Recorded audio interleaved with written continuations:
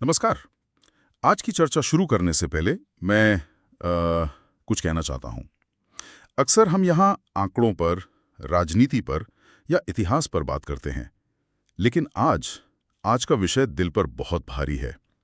आज हम एक हत्या की पड़ताल कर रहे हैं, एक ऐसी हत्या जो हमारी आंखों के ठीक सामने दशकों से हो रही है और हम सब बस चुपचाप देख रहे हैं।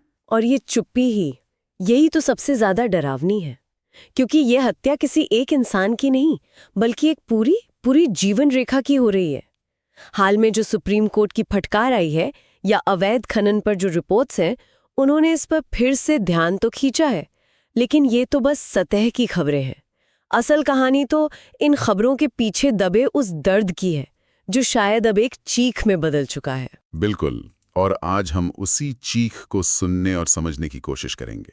ये चीख है अरावली की, दुनिया की सबसे पुरानी पर्वत श्रृंखला, जो हिमालय के जन्म से भी करोड़ों साल पहले से इस धरती पर खड़ी है, हमारी ढाल, हमारे पुरखों की निशानी। और आज वो अपने ही बच्चों के हाथों खोखली की जा रही है। तो चलिए आज इस पर जरा गहराई से बात करते हैं। हाँ, और ये समझना बहुत जरूरी है कि ये सिर्फ कुछ पहाड़ों को काटने का मामला नहीं है। ये सीधे तौर पर हमारे भविष्य पर हमला है। एक रिपोर्ट के मुताबिक पिछले सिर्फ 30 से 40 सालों में अवैध खनन की वजह से अरावली का लगभग 31% हिस्सा गायब हो चुका है। 31%? हाँ, 31%। ये कोई छोटा मोटा आंकड़ा नहीं है, ये एक पूरी पारिस्थितिकी का मिट जाना है। 31%? ये सुनने में भी यकीन नहीं होता। जब मैंने ये हालिया रिपोर्ट्स पढ़ी तो सच कहूं तो मेरे रोंगटे खड़े हो गए। ऐसा लगा जैसे मैं किसी अपराध की चार्जशीट पढ़ रहा हूं।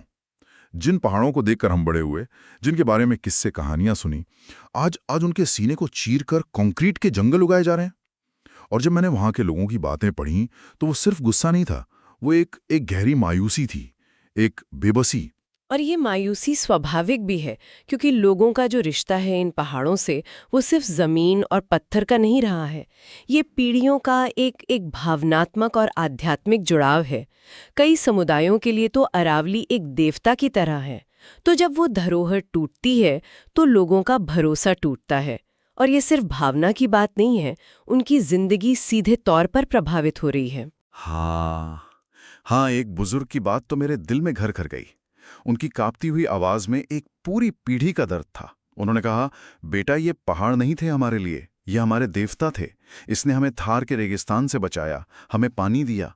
अब जब मैं सुबह खिड़की खोलता हूं तो सामने पहाड़ नहीं, उसकी कटी हुई लाश दिखती है। चारों तरफ बस धूल का गुबार है, सांस लेना मुश्किल हो गया है।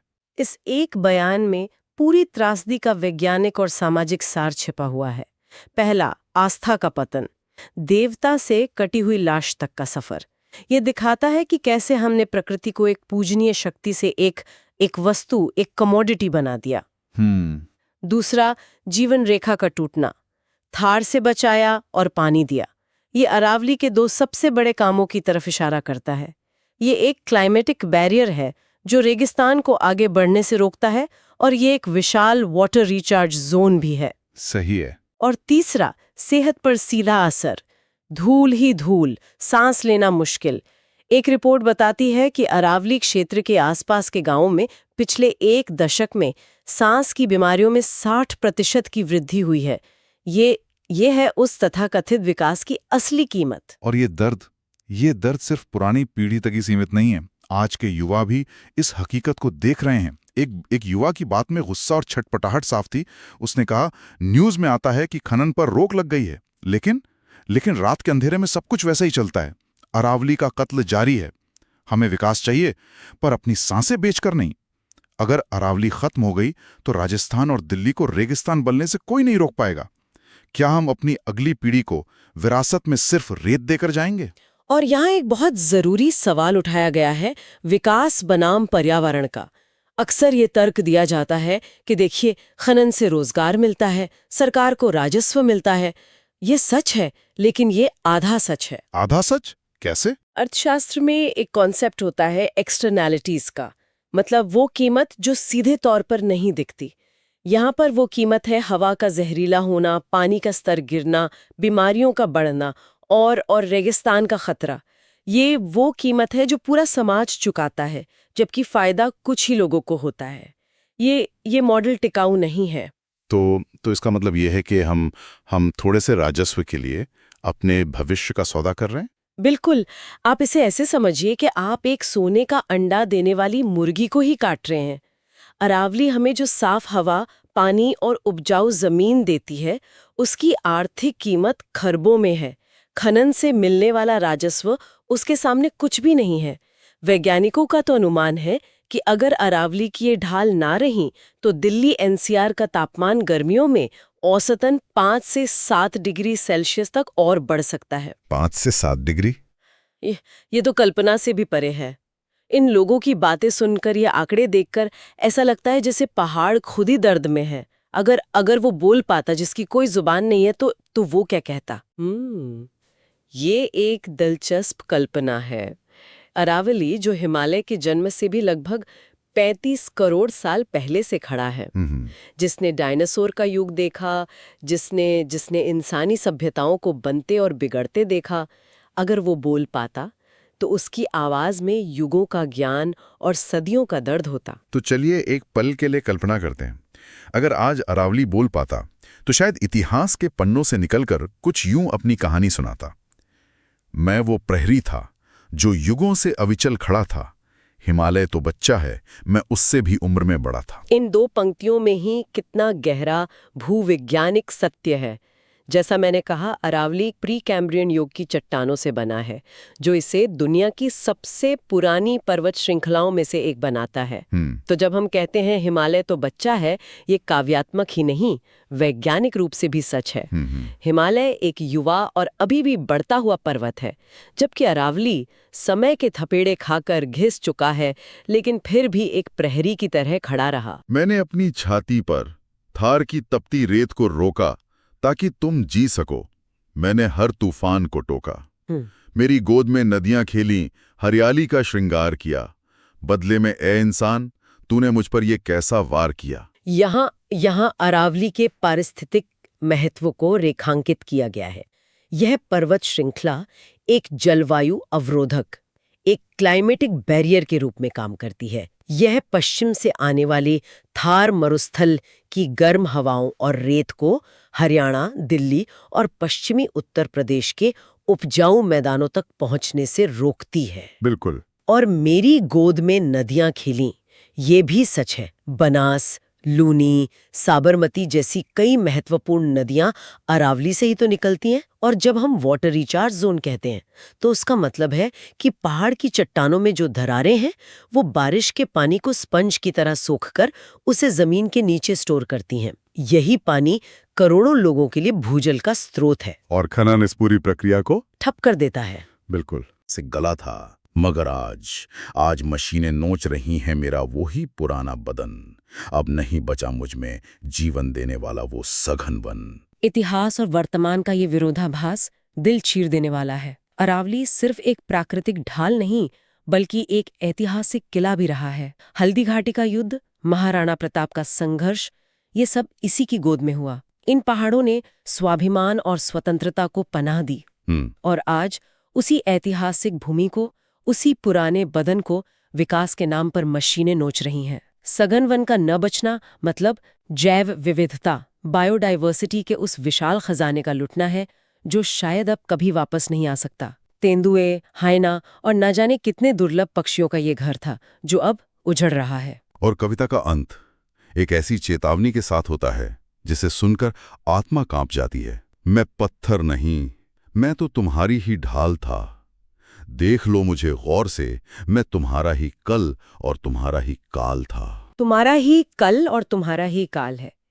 ये एक बहुत गहरी बात है। कल, क्योंकि इसी ने हमें अतीत में बचाया और हमारा भविष्य सुरक्षित किया। और काल, क्योंकि इसका अंत हमारे अपने अंत की शुरुआत होगी। जब ये ढाल नहीं रहेगी तो विनाश को कोई नहीं रोक पाएगा। ये सिर्फ एक कविता नहीं, ये प्रकृति का अंतिम अल्टीमेटम है। इस कविता को सुनकर एक खामोशी छा जाती है। ऐसा लगता है जैसे हर शब्द सच हो। अरावली आज सिर्फ पत्थर का ढेर नहीं है, वो एक मरीज है जो आईसीयू में है और हम सब मिलकर उसका ऑक्सीजन मास्क खींच रहे हैं। ये रूपक बिल्कुल सटीक है। और विडंबना देखिए, दिल्ली, गुरुग्राम, जयपुर, इन शहरों की जो चमक धमक है, जो ऊंची ऊंची इमारतें हैं, वो असल में अरावली की राख पर खड़ी हैं। इन इमारतों में लगा हर पत्थर, हर कंकड़ अरावली के सीने से नोच कर लाया गया है। हम जिन्हें विकास का प्रतीक मानते हैं, वो असल में एक जीवन प्रणाली के अवशेष है। और सबसे बड़ा सवाल तो यही है, सोचिए, जब ये फेफड़े ही नहीं रहेंगे जो हमारी हवा को साफ करते हैं, जो हमें जीवन देते हैं, तो हम सांस कहाँ से लेंगे? मेरी सरकार से, नीतियों को बनाने वालों से और हर सुनने वाले इंसान से बस एक ही विनती है। इस विनती को एक सामूहिक संकल्प बनना होगा। ये किसी एक व्यक्ति या एक सरकार की लड़ाई नहीं है, यह हर नागरिक की जिम्मेदारी है। और यहाँ हमें एक इकोलॉजिकल टिपिंग पॉइंट के कॉन्सेप्ट को समझना होगा। ये वो बिंदु है जिसके बाद पर्यावरण खुद को ठीक नहीं कर पाता। मतलब चाहे हम कितनी भी कोशिश कर लें, कितना भी पैसा लगा दे, वो नुकसान परमानेंट हो जाता है। अरावली का विनाश हमें उसी टिपिंग पॉइंट के बहुत करीब ला रहा है। तो हम कर क्या सकते हैं? क्या अब बहुत देर हो चुकी है? देर जरूर हुई है, लेकिन उम्मीद अभी बाकी है। पहला और सबसे जरूरी कदम है मौजूदा कानूनों को सख्ती से लागू करना। सुप्रीम कोर्ट ने कई बार अवैध खनन पर रोक लगाई है, लेकिन जमीनी स्तर पर इसका पालन नहीं होता। इसमें राजनीतिक इच्छा शक्ति और प्रशासनिक ईमानदारी की जरूरत है। दूसरा, हमें अरावली को एक इको सेंसिटिव जोन के रूप में देखना होगा, जहां किसी भी तरह के निर्माण और खनन की इजाजत ना हो। और तीसरा, जो हम और आप जैसे आम नागरिक कर सकते हैं, वो है जागरूकता फैलाना और सवाल पूछना। एक पेड़ लगाइए, कहीं भी बस एक पेड़ लगाइए। अवैध खनन के खिलाफ आवाज उठाइए, सोशल मीडिया पर लिखिए, बात कीजिए, अपने आसपास के लोगों को जगाइए। या कम से कम इस बात को समझिए कि हम जिसे विकास समझ रहे हैं, वो असल में विनाश है। हम विनाश की ओर बढ़ रहे हैं। और ये भी समझिए कि छोटे छोटे कदम भी बड़ा बदलाव ला सकते हैं। जब लोग पर्यावरण के प्रति जागरूक होंगे, तो नीतियां बनाने वालों पर दबाव बनेगा। जब कंस्ट्रक्शन मटेरियल की मांग उन स्रोतों से कम होगी जो अवैध खनन करते हैं, तो उनकी कमर टूटेगी। आवाज उठाना और सवाल करना एक लोकतंत्र में नागरिक का सबसे बड़ा कर्तव्य है, और ये सवाल हमारे अस्तित्व से जुड़ा है। अरावली भीख मांग रहा है, अपनी जान की नहीं, हमारी जान की। क्योंकि जिस दिन अरावली का आखिरी पत्थर गिरेगा, उस दिन हमारी आखिरी उम्मीद भी गिर जाएगी। वो एक पारिस्थितिक प्रलय का दिन होगा, जिसके बाद वापसी का कोई रास्ता नहीं बचेगा। हम एक पर्वत श्रृंखला को दोबारा बना नहीं सकते। हम उस जलवायु को वापस नहीं ला सकते जिसे हमने हमेशा के लिए खो दिया होगा। आखिरी पत्थर का गिरना सिर्फ एक घटना नहीं होगी, वो एक युग का अंत होगा। आज की इस चर्चा में बस इतना ही, लेकिन एक सवाल छोड़कर जा रहा हूं। क्या ये खामोशी, ये सन्नाटा किसी को चैन से सोने देगा? सोचिएगा जरूर। और अगर सोचने पर यह दर्द महसूस हो, अगर अरावली की ये चीख दिल तक पहुंचे, तो इस आवाज को खुद तक मत रखिएगा, इसे दूर तक पहुंचाइएगा, क्योंकि यह अब सिर्फ पत्थरों को बचाने की लड़ाई नहीं